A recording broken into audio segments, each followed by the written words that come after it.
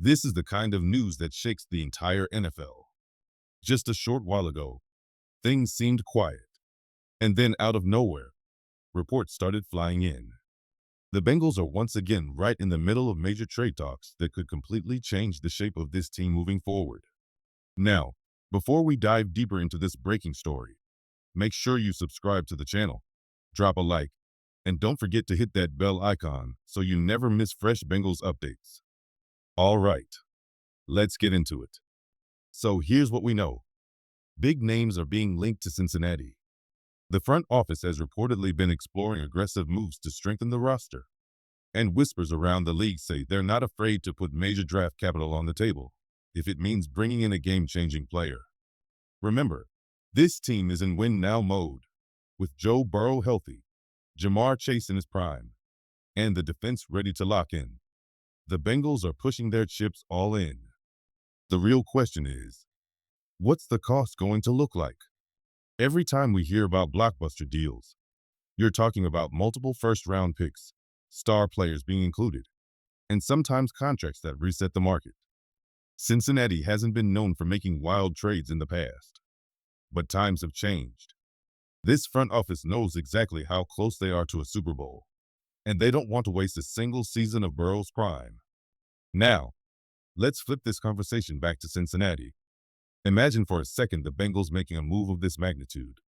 Would it really make sense to throw away multiple first-round picks and a young talent like Myles Murphy for a single superstar? On paper, it sounds bold, but in reality, it's a dangerous gamble. Cincinnati's front office knows the value of their young defensive line. Murphy, Trey Hendrickson, B.J. Hill.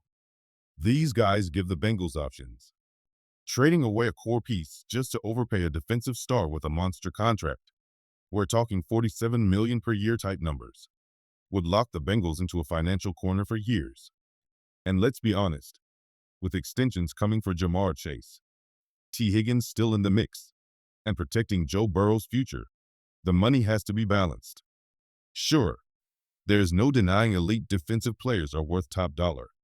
Every team wants that one guy who can flip a game on its head. But when you start comparing value, you realize quickly, the Bengals are better off building depth across the roster instead of betting the house on one player. Because in Cincinnati's system, it's not about one superstar carrying the defense. It's about a group that plays fast, smart, and together. So here's the reality. Bengals fans, props to Micah Parsons. He cashed in big time. But let's be real. If he were in Cincinnati, he would never have gotten a deal like that. The Bengals simply don't operate that way. And honestly, that's not a bad thing. Throwing nearly $200 million at one player just isn't how this front office builds. And here's why that actually works in our favor. Imagine if Cincinnati had tried to match that kind of number. There's absolutely no way you keep Trey Hendrickson around. No way you lock in Jamar Chase long term. And no way you keep Joe Burrow's supporting cast intact. That one contract would swallow the entire cap space. And suddenly your team becomes a one-man show. Now, yes, the Bengals will still have to see Parsons. Green Bay instantly got better with him, no doubt. The matchup is going to be tough because the Packers were already a dangerous squad, and adding Parsons makes them even scarier. But here's the key difference. Cincinnati only has to deal with him once this season, and after that, unless it's a Super Bowl clash, they won't see him again for years. That's why I'm not panicking. Does it sting to see another contender load up with talent? Sure, but the Bengals don't need to throw reckless money at a superstar to stay in the fight. What they need is balance. Keeping Hendrickson happy, locking in Jamar Chase, and continuing to draft smart pieces around Burrow. That's how Cincinnati stays in contention year after year. And if you ask me, that's the smarter play than handing out $47 million per season to just one guy. Now here's where things get really interesting for the Bengals. Trey Hendrickson. With the numbers being thrown around in today's NFL, you can't ignore the possibility that Trey looks at contracts like Parsons just signed and says, "Hold up, why am I still playing on this deal?" And honestly, you can't blame him if that thought crosses his mind. Hendrickson has been nothing short of a game changer for Cincinnati. He's been consistent, reliable, and one of the main reasons this defense has been able to close out big games. But if he hits the open market next offseason, teams will be lining up with monster offers. We're talking 40+ million per year from franchises desperate for an elite pass rusher. The kind of deal the Bengals may not be willing to hand out, especially to a guy who will be in his early 30s by then. That's the tough reality. The Bengals can't just throw money around without thinking about the bigger picture. Jamar Chase needs an extension. Joe Burrow's contract already sets the standard for quarterbacks. And on top of that, you still have to think about Tee Higgins, the offensive line, and future defensive depth. It's a puzzle where every piece matters. So yeah, Trey deserves to get paid, no question.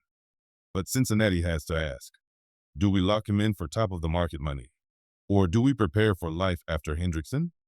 That's the decision looming over this front office. And it's a lot tougher than it looks on the surface. Because once he hits free agency, the number is going to be massive. And the Bengals will either have to match it or let him walk. And honestly, I can't even be mad about it. Let's keep it real. The Bengals were never going to push anywhere near those kinds of numbers. That's just not how this front office operates. And that's okay. You have to stay realistic about what's possible in Cincinnati. The upside here. At least we're not talking about Trey Hendrickson or any other star pass rusher landing on an AFC North rival. Imagine seeing him line up for the Steelers or Ravens twice a year. That would have been a nightmare scenario. Instead, the Bengals only have to deal with this once when they face the Packers. And then maybe not again for another 4 years unless it's on the biggest stage, the Super Bowl. So yeah, while it's never fun to see another team get stronger, this isn't the kind of move that should keep Bengals fans up at night. Cincinnati still controls its own future. The focus is on keeping the core together, building depth, and making smart decisions. As long as Hendrickson isn't suiting up across the line in the AFC North, the Bengals are still right where they need to be, chasing a championship window that's very much alive. At the end of the day, the Bengals walk away from this whole situation in a pretty strong position. Other teams might be celebrating massive wins with flashy trades or monster contracts. But Cincinnati doesn't need to chase headlines to prove they're contenders. Their win is different. It's about keeping stability, keeping Burrow upright, and keeping the locker room hungry. Because think about it. We didn't trade away Trey Hendrickson, and that alone matters. He's still here, still a leader, still one of the most dangerous pass rushers in the AFC. The Bengals could have gone down the path of overpaying or selling off talent to gamble on one move, but they didn't. And in the long run, that patience is what separates stable franchises from desperate ones. Fans of other teams can try to spin the story however they want, but Bengals fans know the truth. This window is still wide open. Burrow, Chase, Hendrickson, Reeder, Hill, the core is still intact. And instead of panicking about other teams' so-called W's, Cincinnati is locked in on the only W that matters, the one that ends with confetti falling in February.